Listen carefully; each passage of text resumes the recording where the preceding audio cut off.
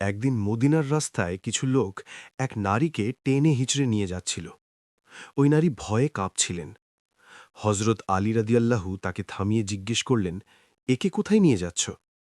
লোকেরা উত্তর দিল, এই মহিলা জেনা করেছে, তাই খলিফা হজরত ওমরের নির্দেশে তাকে পাথর ছুঁড়ে মৃত্যুদণ্ড দিতে নিয়ে যাচ্ছে।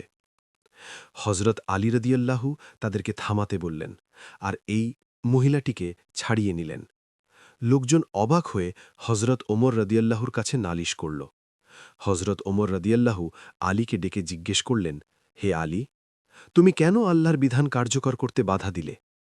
হজরত আলী অত্যন্ত শান্তভাবে বললেন, হে আমিরুল মুমিনিন, আপনি কি রসুল সাল্লাল্লাহু আলাইহি ওয়াসাল্লামের সেই হাদিস ভুলে গেছেন? ৩ ব্যক্তির উপর কোনো কলম বা হিসেব চলে না। ঘুমন্ত ব্যক্তি যতক্ষণ না সে জাগে, শিশু যতক্ষণ না সে সাবালক হয়, আর পাগল যতক্ষণ না সে সুস্থ হয়। এরপর আলী রাদিয়াল্লাহু বললেন, এই মহিলা মাঝে মাঝে মানসিক ভারসাম্য হারায়। হতে পারে অপরাধের সময় সে নিজের হুঁশে ছিল না। হজরত ওমর রাদিয়াল্লাহু শুনে মুচকি হেসে বললেন, হে আলী, তুমি সত্যি ইলমের দরজা। সাথে সাথে তিনি মহিলাটিকে মুক্ত করে দেওয়ার নির্দেশ দিলেন। সুবহানাল্লাহ!